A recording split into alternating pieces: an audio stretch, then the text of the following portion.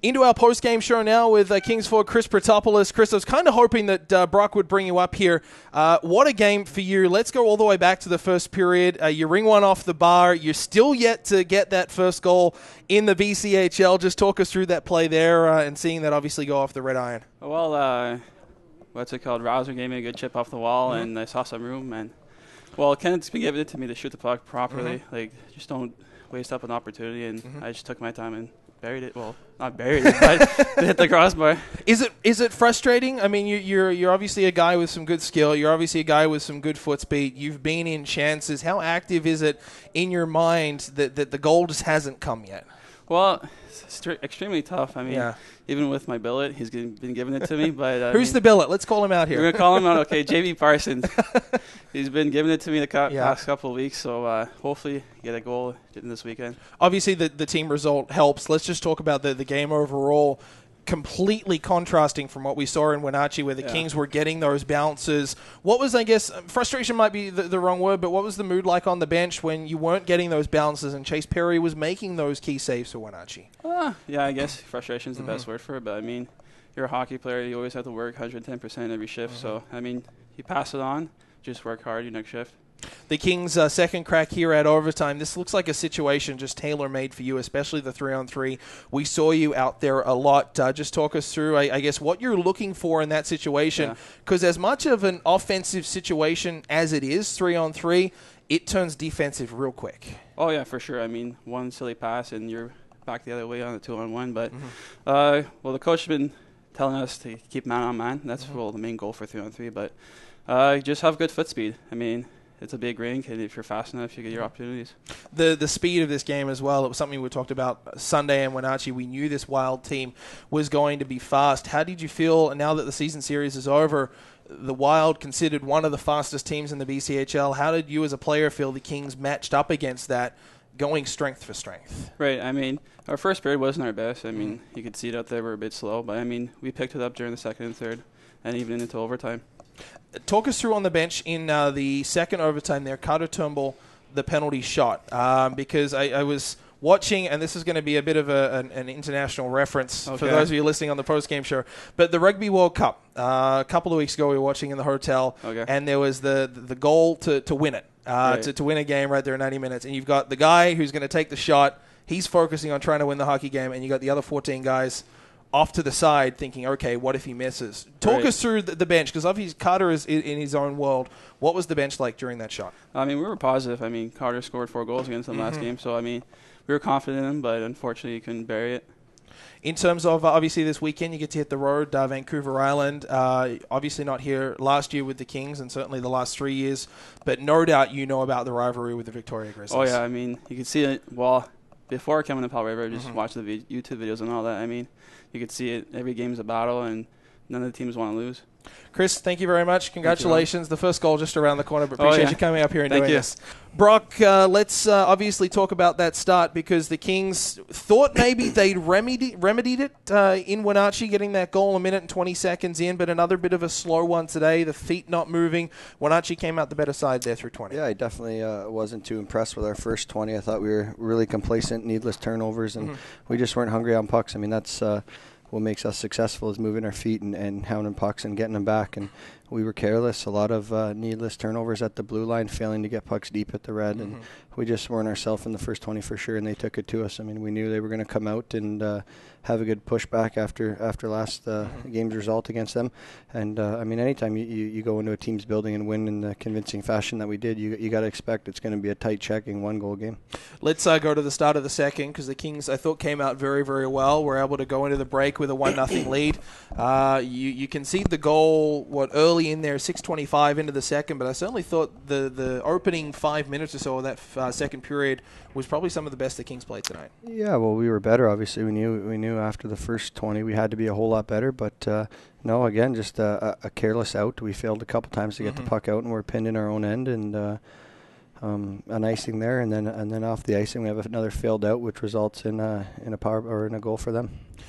The shots on goal is something that we haven't really talked about, but I mean this is becoming not routine, but it's been more often than not where the Kings are getting outshot, and I know that's an area that they try and focus on. Limit the opposition to south of 24 and get north of 30, north of 35. It's something that hasn't been trending over the last few games. I mean, you look at Coquitlam, the Kings got on a roll late, finished up 46-40, but outshot in West Kelowna, outshot in Wenatchee, outshot here against the Wild. Is that the opposition, or is that the Kings turning down chances, or how do you try and boost those numbers and generate more offense?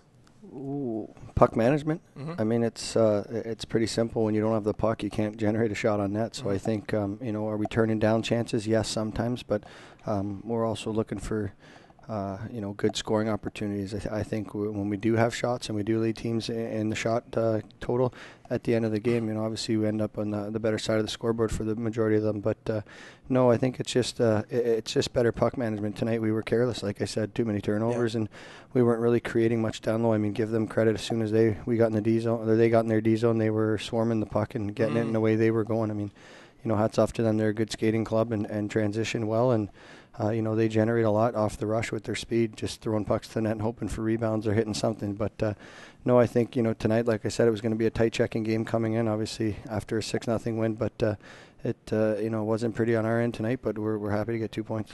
The overtime penalty shot there. Just take us through. I mean, Chris kind of gave us a little bit of a look there on the bench. But as a coach, what are you telling the guys as Carter obviously preparing to try and end the game? You in the back of your mind have got to say, okay, we've got to be ready to go after this, just in case. Well, of course. I mean, I've been down this road before as a player in the BCHL and now as a coach, and it's you're always thinking one step ahead. It's part of the game, and who's going next and who's following up after that. I mean, I thought he made a great play to use his speed and get after the puck, and obviously it probably would have been a penalty shot in regulation anyway. I mean, that's a breakaway. I mean, clear cut towards goal. That's in that kind of realm. Yeah, in regulation. I mean, I think either way, there's going to be a penalty on that play, whether it's a penalty shot or there's a hooking penalty. We go to a power play. I mean, it's I think after the 4-on-4, I wouldn't want to be like the NHL like this, where you go 4-on-3, and we'll take the penalty shot and opportunity to end it. Yeah. But no, I mean, you could see the puck rolling him a little bit there coming in. Obviously, it's a lot of hockey played on that ice. So, but no, obviously a good opportunity for him to get the winner, and made a nice move. Just couldn't get it up, but nice strip by Mullen there at the blue line, and then to bury it. Let's talk about Tristan Mullen. Obviously, the OT game winner. Some excellent work down low to set up Kyle Betts there in the first period. He's been quiet he's been quiet, but he's also been very good. Like, he hasn't necessarily been putting up the numbers, perhaps, that we might have expected from him from the first weekend where he scored the 3 goals in the 2 games there. But he's been very, very good for the Kings lately. No, and that's a sign of a good player. I mean, it's everybody always looks at the stat sheet, but what they don't notice is his plus minus or his block shots or his hits. I mean, he's a smart player.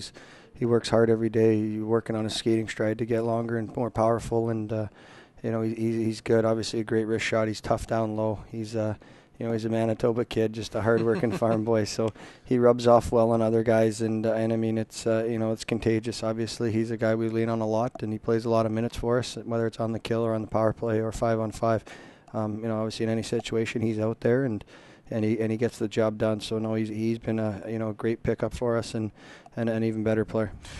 He kind of got overlooked a little bit due to your first win and Carter Turnbull's 4 goals, but 47 saves Sunday in Wenatchee, another 32 on 33 here in Powell River.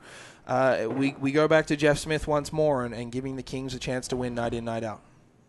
Definitely. Anytime you have a goalie who can give you a chance to win every game. I mean, obviously, Smitty and Steph have been carrying the load pretty well here, and both pushing each other, like I've said before. But no, he's huge. I mean, he made some great saves to keep us in the game, and knows the game so well that we're getting hemmed in our zone. He's looking to take a whistle or just slow the pace of the play down, and that plays a huge role in the game, and it's effective. I mean, it allows me to make a line change, or allows our guys to get some rest and regroup and know our next play we're doing. So, but no, he's been outstanding. Just his rebound control, his puck play, everything has just been positioning. Everything's been outstanding.